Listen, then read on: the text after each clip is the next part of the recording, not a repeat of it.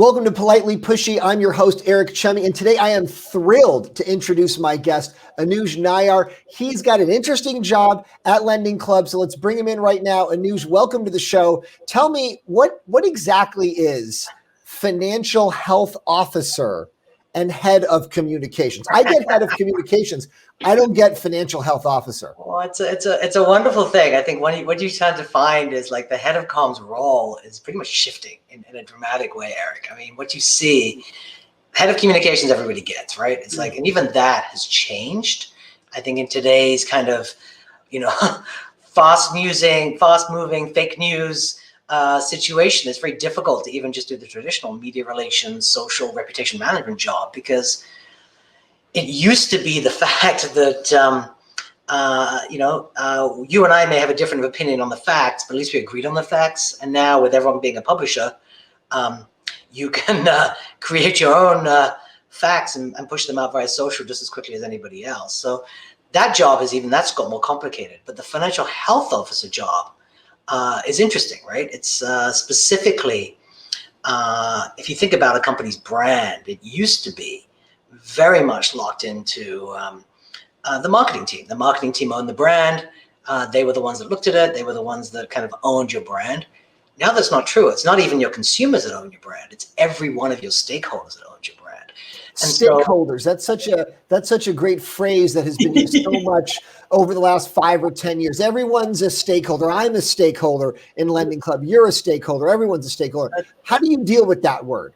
Right? Because that word is too inclusive in a way. Well, I don't think it is. I think the fact is that now that you can't segment your messaging, right? If you put something out to one set of stakeholders, just for us, we're a highly regulated fintech digital marketplace bank, right? If you put something out to the equity investors, it's going to go out to everybody. If you put something out to some of the influencers you're talking to, the chances of it leaking out to everybody else is super high. And so you've got to always think through every potential downstream implication in a way that ensures that you're in line with doing what's right for all your stakeholders and not just any one of them. So for us, it's kind of, it's the equity investors, it's our borrowers, it's our loan investors, it's our new banking customers. It's also, third parties like the media. And then, we're a regulated entity. So all of the different companies, all the different organizations that may be looking at us from both a consumer advocacy point of view or a regulatory point of view. So you got to think through all of that stuff. But coming back to your original question, when you think about financial health, right, that's what the company stands for, our mission. Don't they have a CFO? Don't they have an actual financial professional for that? Why do they need you for financial health? So that's financial health is different from the financial health of our customers is very different from the financial health of the business. So financial health officer is about the customers, it's not about the business. It's a mission-related activity. So the mission of the company is to empower our members on their path to financial health. We rebranded. Hence the stakeholders. I was part of the team that was driving that kind of move to financial health as a company and making sure that's kind of core to everything we're doing. And then as we kind of rebranded the company, it was like, well, who's going to be the advocate for financial health? Both starting with externally, it really started as a kind of adjunct to my communications role, which is to be the public face of financial health for Lending Club.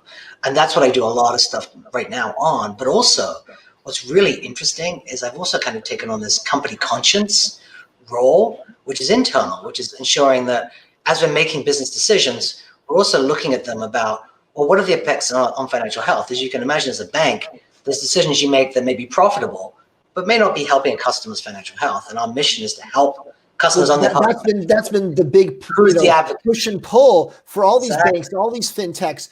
It often looks like you're splitting the pie, right? If you win, then the customers lose, and there's no way that you can both win at the same time, right? That's been so much of the conversation over the last several years. That's the traditional model of banking, right? That's exactly the traditional model of banking, which we're trying to upend here at Lending Club. And so that's kind of what I try and do is both the external advocacy part, which is great. Do we look and sound true to our corporate character?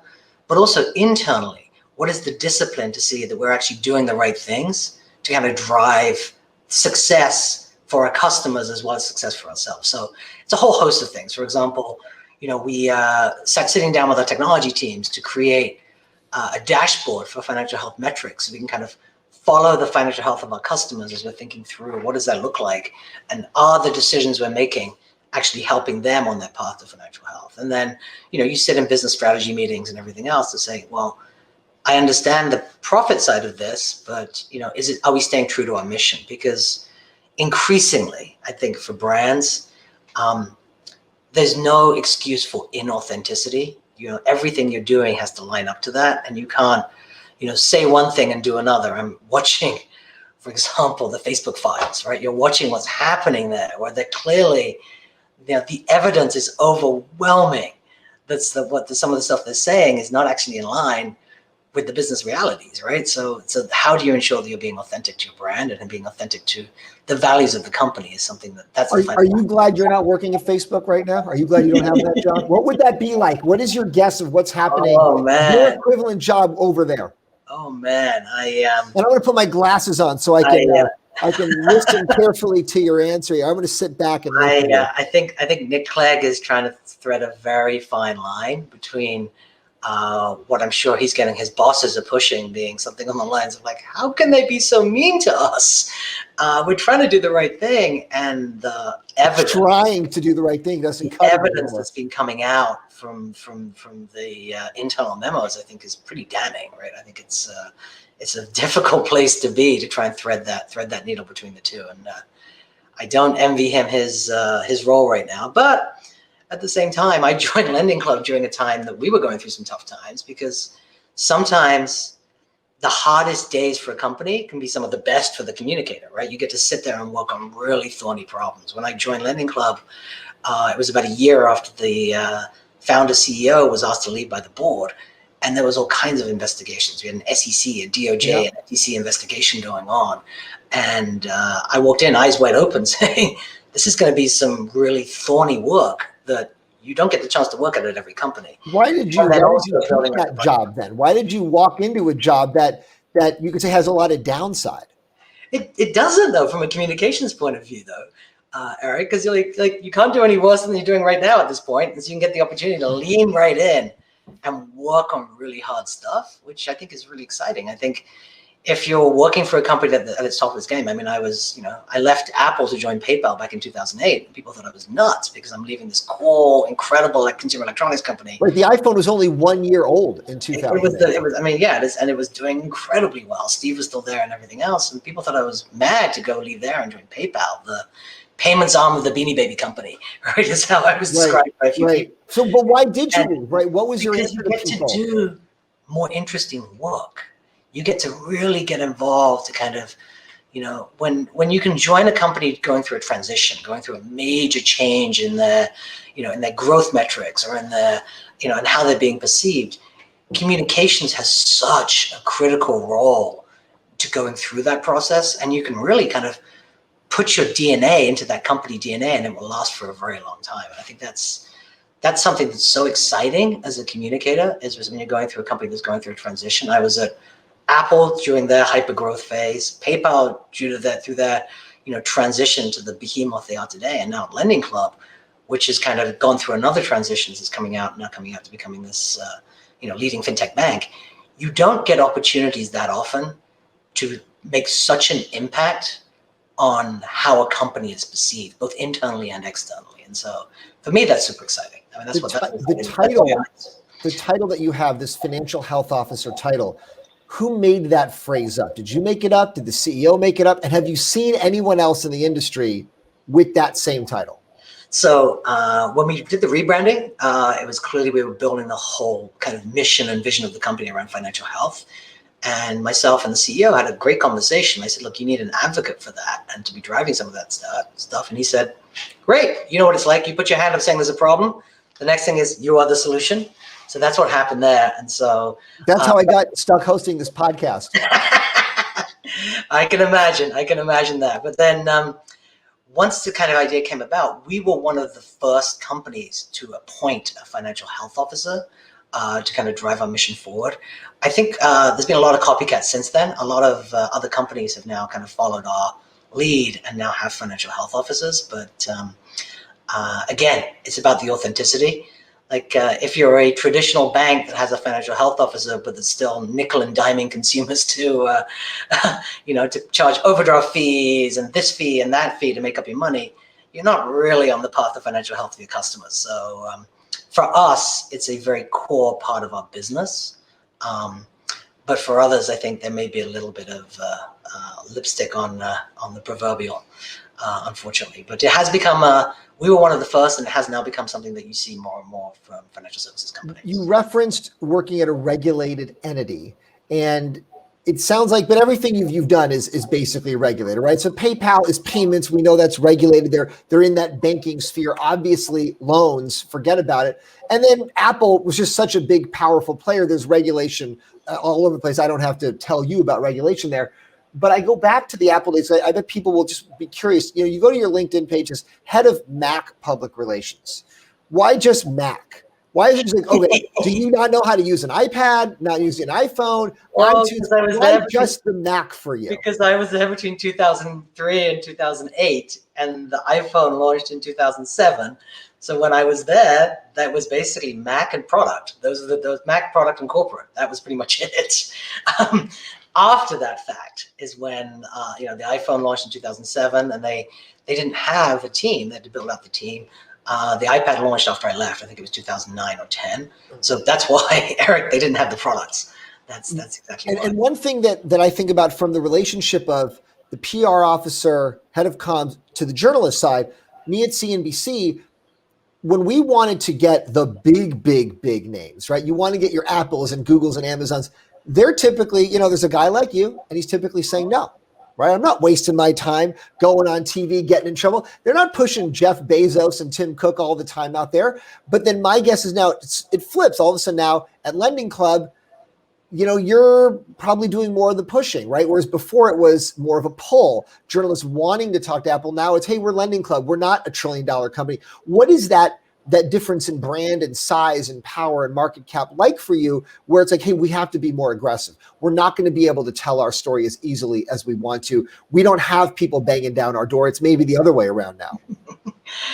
Wow, that's a good question. It's a good question, Eric. I think you said you like looking for challenges, right? You like going to the harder situations, right? But I think it's slightly different, right? So my thoughts on that, as I said, there's kind of like three prongs to communications. The traditional communications piece is connecting the dots, and then the brand stuff. On the traditional communications piece, the communicator's job is a facilitator between, in this case, the media and the company. That doesn't change if you're at Apple or PayPal or a Lending Club. Your job is to find the right fit for what the media wants, and then also what the company wants to say, and bring those pieces together. I mean, when I was at PayPal in 2008, right, it wasn't the company of today. People weren't banging down your door, and you had to do a lot of stuff to balance those pieces out. And so you've got to go down to the core narrative of what makes a good story, right? What is actually going to be interesting? What's happening in the market? What is actually fascinating right now out there that you think you can kind of build an interesting perspective together with? I worked with one of your colleagues actually on one of these projects when I was at PayPal. We realized that we wanted to drive more usage of PayPal amongst basically kind of some of our core audiences, and there was a huge affinity between that and people interested in space. And this is back in 2011 or 12. And Curtis Sparrow interested in space. In space, like this is the time when that movie Gravity was coming out. Yep. SpaceX had just launched. The Jeff Bezos company had just launched, and they were all like, in a few years, we're going to take people into space tourism, and there's going to be people out in space. So we did an event, total PR stunt. It was like SETI, we got Buzz Aldrin, and then at the time, the head of PayPal's, the president of PayPal, David Marcus, did this whole thing called PayPal Galactic about. Oh, okay. So you're part of the PayPal Galactic. You were part of the Buzz Aldrin project. How are you going to be able to do regular commerce when you don't have Houston down there to help you make that stuff happen? Fantastic affinity with both our core customer base and also just a hugely successful program. So you've got to think about what's going to actually excite the media and what's going to be able to drive some of those things that also drive the company narrative forward. Talk about that Galactic project. So that was Buzz Aldrin, and I guess you had was it like a bus or a truck, and you guys were going around? There was some mobility to it, right? We set up an event at SETI.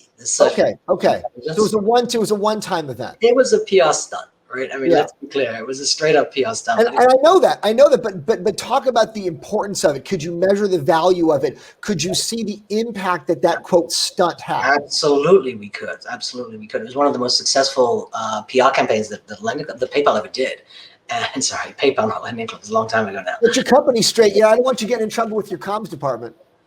No, I mean that's fine. It's one of the biggest initiatives that PayPal ever did, and we tracked the amount of usage that happened without any other marketing campaigns that were going on at the same time around the week or so afterwards, and we saw a significant uptick in usage and people picking PayPal for their checkout and everything else, and there wasn't anything else you could directly attribute it to. So that was 2011 and 12. I think the ability to drive traffic and connect the dots so much more advanced now than they were 10 years ago. But you can clearly see, and it's very important to connect the effects of communications onto the core business metrics to drive some of those pieces. We're doing a lot of that stuff at Lending Club now, kind of building out direct input into our tracking system so that we can kind of say, we use Tableau for a lot of stuff. So kind of how do you connect that in so we can see the effects of, say, a social media campaign on specific drivers to in specific areas on the business. So it's increasingly the tools that are available to communications professionals to do that stuff have increased dramatically to actually kind of tie the activities comms people do to actual business realities and business traffic. Does that make your job easier or harder having all of that data? Because with the data, you could cherry pick data to tell whatever story you want, but it can also be so overwhelming. It's like, I don't know what to do with this.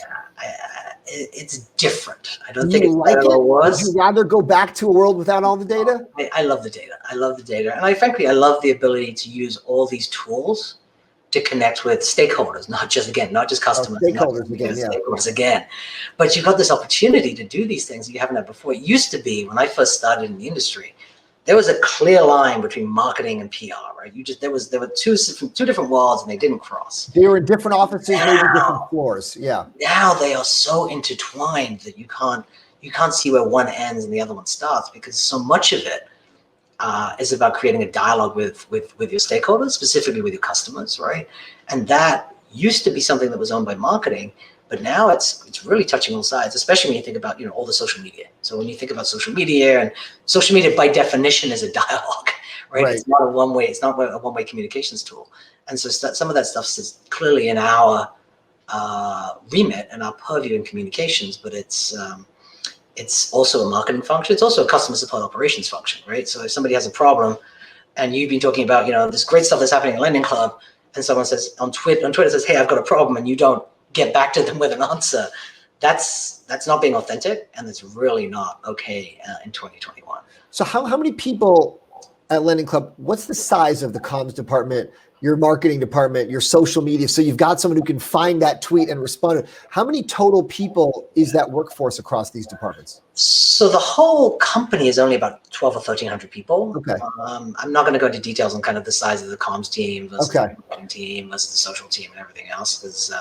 I don't have the exact facts to hand, and I don't want to give you wrong information. But it's a small but mighty team. But the thing is, you've got to use agencies. You've got to use some of the tools that are available. We use a lot of the third-party tools. We use Signal for our social media monitoring and managing. We work with a number of different agencies on both the marketing and communication side. So you got to kind of build that team. And the agency client relationship, I think, has shifted too. You can't have, when I was at Apple, we didn't use agencies very much, but when I first started, we did. And it was kind of, we wouldn't tell the agency that we were making an announcement until after the release went out, because it was such a secretive company. And then Apple would put the announcement out first, and then the agency would find out, like everybody else. Exactly. And now they must loved working with you guys, right? Oh my God, it was a great place to learn your PR skills, I have to say, Apple. I wouldn't say anything bad about it, but it has a very unique culture in communications. But now you can't do that. Your agency needs to be trusted, and needs to be brought in, and needs to be almost an extension of your internal teams. Otherwise, you're not getting the value of the agency. They're not doing their best work, and you can't do that anymore, because everything happens so quickly now that you need to be able to be like thinking of like one machine that is built, whether it's internal resourcing, external resourcing. They all need to be working together to make that stuff happen. How do you think about that agency relationship now at Lending Club? How important is it to have the right agency partners versus, you know what, maybe we could do this in-house? Is that conversation, does it go back and forth along that spectrum? Does it change year to year depending on the trends in the industry? How do you look at that? That's a good question. It's I think they bring different things to the market. They bring different things to the table, right? I mean, I think agencies do a great job to give us a much broader perspective than you have just a one organization, one corporation. You can use that ideas, the idea generation, those pieces, and also just the arms and legs as you kind of step things up and go down. Internally, as a financial services company, we have to be very careful about our customers' data and everything else, and so we obviously can't share any of that stuff with an external party. So you've got to be very careful for who gets information externally versus internally.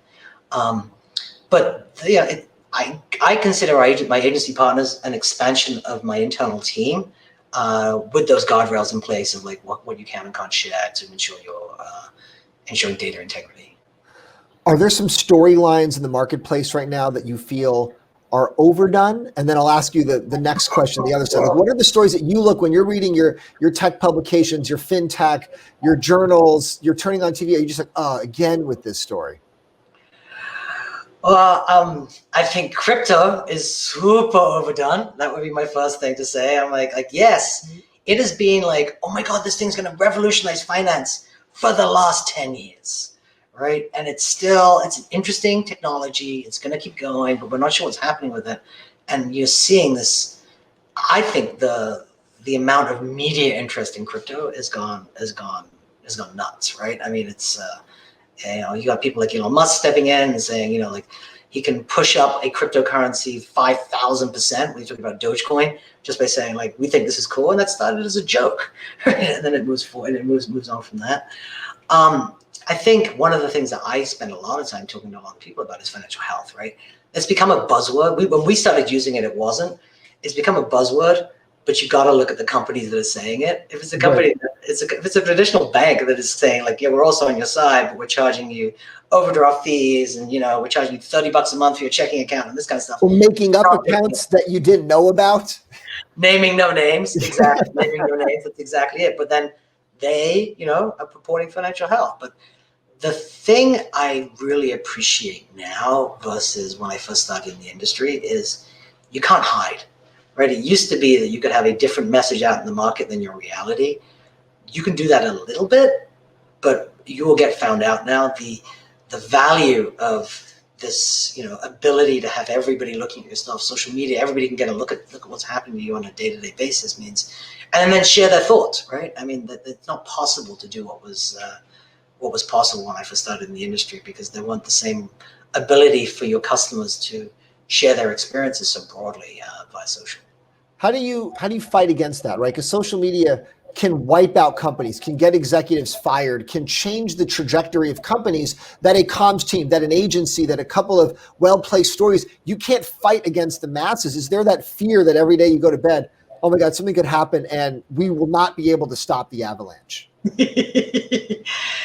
Again, I'm back to stakeholders, right? I know you hate that word, Eric, but so much of this is about, well, there's two things that I think are critical, and I've said this before. Authenticity. So you got to basically be like, if you're saying one thing, you're a completely different company, you're going to get caught out. I think there's a lot of interest in some of the financial services companies that, doing things like payment for order flow, that their business model is not super on the customer side, even though they claim to be. So that's the first one is you got to be authentic. You got to really be living the brand that you talk about. And that's what I do with the financial health officer piece of the puzzle on this. And then the second one is industry relationships. So this is why I talk about stakeholders. So when Lending Club applied for a bank charter, often bank charters are scuppered by consumer advocacy groups that come in and say, we don't think this company should get one. And the relationships that you have to build to make that stuff happen are very important. Even more so in a move when things happen so quickly, and social media can send lies into the internet that will spread around the world in a matter of minutes and moments. You got to have the ability to have people that are trusted, that will be in your corner to kind of talk about what you are actually doing. And, you know, it's about speed of execution too. You know, so much of this stuff is crisis, and the time to be dealing with a crisis is not when you're in the crisis, it's to have the preparation and the plans in place before the crisis hits. How much time do you spend working on your own personal brand, right? The Anuj communications, the Anuj storyline, right? Because you're still an employee in the workplace. You got to think about your career, your path, your relationships, because your relationships help your company's relationships. The people that you've known over 25 years make a difference. So if you're, you know, head of comms for a company, how are you communicating about yourself out there? Yeah, you know, that's a great question, Eric. I feel like communicators are always like the Wizard and Wizard of Oz. We're kind of behind the scenes, moving things around. There's not that many of us that do that much of the, you know, personal branding, which you see a lot. Frankly, you see that a lot more in marketing, right? You see a lot more people doing like the marketing for themselves, but communicators, I think, almost by definition, we kind of sit behind the scenes a lot. I mean, I'm lucky. I have a platform as the financial health officer of the company where I can talk, and I'm out there very often, kind of talking on behalf of the company. But my own personal brand, I don't do too much on, to be honest. What is something that you find people don't understand about Lending Club? Like just like the most common thing when you talk to a journalist or a stakeholder or a customer or a partner or vendor, there's just some misconception that you're constantly having to correct and it's driving you crazy. Yeah, I think perceptions lag reality by at least a year to a year and a half. And the company, Lending Club as a company, has gone through a massive transformation. We acquired a bank in February. It was the first fintech to acquire a bank, a traditional in the US, a traditional bank. And that changed the whole company. And now I keep telling that story, and people still call Lending Club the P2P lender. Like Lending Club doesn't do peer-to-peer loans anymore, right? At this point, we're going to go back to that at some other point in the future, but it doesn't do that. We've become basically the only publicly traded fintech bank out there, and getting people to lock in on that and seeing what that actually looks like as a company is something that takes time, right? Especially for a company that's been around for as long as Lending Club. We started in 2007. The perceptions are set, and you kind of have to chip away at them as you kind of move people's perceptions across the board. And, you know, I've been at companies where we've had to do that. I mean, you think about PayPal went through a massive transformation over the time I was there, from like being the payments arm of eBay to separating out from eBay to being this kind of another financial health company, another values-driven financial health company that I think is very important. That transformation takes years, and you got to just keep going back to it and keep pushing it and keep pushing the message, and it happens over time. I think there's a friend of mine, a friend of mine called Aaron Zamos that used to be at Square. I don't know if you remember him, Eric, but he did this great thing. I always loved it. He was called like, "What's your hour in Silicon Valley?" Right? And this idea that perceptions start with like at midnight with like, "This is the cool new thing." By 6 a.m., you're like, "This is the greatest company in the world." And then the media likes to knock you down again. It's like, well, what about all these problems and everything else? And you kind of go all the way up and then all the way down again, and then you got to come back up, right? And the reality at almost every company is it's never as good or as bad as the media is perceiving you at any one point. I mean, even Facebook, right? Even Facebook is still an incredible company. They're going through some real crisis of conscience stuff right now about what do they want to be coming out of this. I saw Mark Benioff calling them, you know, the new cigarettes. I mean, that's a damning indictment. But they're not, you know, they're still doing great things. They do have some problems to work through, but they've got to come through that other side of it. Right now, I don't think they can do any right. It doesn't matter what they're doing right now. It's going to be taken through that lens, and it's going to be very difficult for them to come back out of that place. And Lending Club's doing the same thing. We're coming out from the wilderness years, which we had in kind of 17 and 18, into it being a completely new company, and that takes a lot of focus on what do you want to be saying, and a lot of effort to keep coming back to that core message, and then perceptions change over time. Ever thought about changing the name? Is that a discussion within the company? It's a conversation. It's a conversation. Nothing we're going to be announcing today, but in the long term, we'll have to see if Lending Club, as we do so much more than just lending, will maintain as the company's name and brand. But that's not a short-term discussion. But it comes up from time to time as you talk about chipping away at the brand and people thinking about it as P2P, not realizing the bank ownership. I'm sure it makes your job difficult. At least it gives you something to do every day, though. I don't think you're going to have any communicator on this podcast, Eric, that is like, I don't know how to fill my days. The days, I have to kind of sit here. Maybe I look a little bit on Google, check some YouTube videos out. One of the things about comms that I find so exciting is the fact that there's always something new to do, right? It is one of the most interesting and diverse jobs that I think that you can get in any industry, right? Because one morning, you may be talking about internal communications, about your return to office stuff and working with the HR teams to be doing that, and then the next hour you're on a podcast. The next hour after that, you're working on some regulatory activities. You can be doing all these things in one day, and then a crisis hits, and before you know it, everything that you thought you were going to be doing that afternoon is now off, and you're just on the phones, doing the day-to-day activity. So it's I'm glad you didn't have a crisis before our recording. I'll let you go on this last question. What do you have on tap the rest of the day? It's 1 o'clock Pacific. You got everything. You got the whole afternoon ahead of you. What is on today's schedule? We are planning our first leadership offsite in the last 2 years in a few weeks, and so there's a whole host of planning to go into that, from both obviously from the content point of view, but the logistics of holding a hybrid event. Some people are going to be on Zoom. Some people are going to be in the office. How are you doing social distancing? How are you managing all the COVID protocols and everything else? That's my afternoon today, is to sit down and start working through a lot of those pieces with the team. I'm glad it's you and not me trying to figure that out. So good luck. Anuj, appreciate the time today. Fascinating conversation. Really insightful discussion topics here. So good luck with planning out this hybrid offsite. That sounds like a really great use of your afternoon. I appreciate it, Eric. Thank you very much for the time.